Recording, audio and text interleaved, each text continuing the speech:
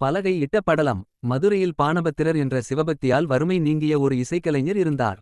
அவர் தனக்கு இறைவன் செய்த அருளை எண்ணி தினமும் இரவு நேரத்திலும் கோவிலுக்குச் சென்று யாழிசைத்துச் சிவபெருமானை வணங்குவதை வழக்கமாகக் கொண்டிருந்தார்.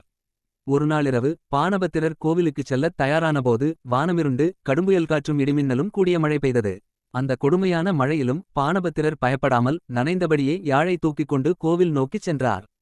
கோவிலுக்குள் சென்ற பாணபத்திரர் குளிரால் உடல் நடுங்கினாலும் மழையையும் புயலையும் பொருட்படுத்தாமல் சிவபெருமானின் புகழைப் பாடி யாழ் வாசிக்கத் தொடங்கினார். அவருடைய பக்தி இசையில் உள்ளம் உருகி யாழ் மீட்டியதால் அதன் நாதம் எல்லோரையும் கவர்ந்தது.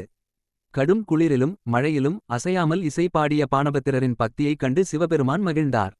அப்போது சிவபெருமானின் அருளால் வானில் இருந்து ஒரு அசரீரி வான்குரல் ஒலித்தது. அன்பனே பாணபத்திரா, உனது இசை சேவையில் யாம் மகிழ்ந்தோம். இதோ இந்த பலகையை எடுத்துக்கொள். இதன் மீது ஏறி நின்று தொடர்ந்து யாழ் இசைத்து என்னை பாடு என்று அருளினார். உடனே விண்ணில் இருந்து பொன்னாலும் நவரத்தினங்களாலும் செய்யப்பட்ட ஒரு அற்புதமான பலகை சிறிய மேடை போல பாணபத்திரரின் கையை வந்து அடைந்தது. பாணபத்திரர் மகிழ்ச்சியுடன் அந்த பலகையின் மீது நின்று பாடினார்.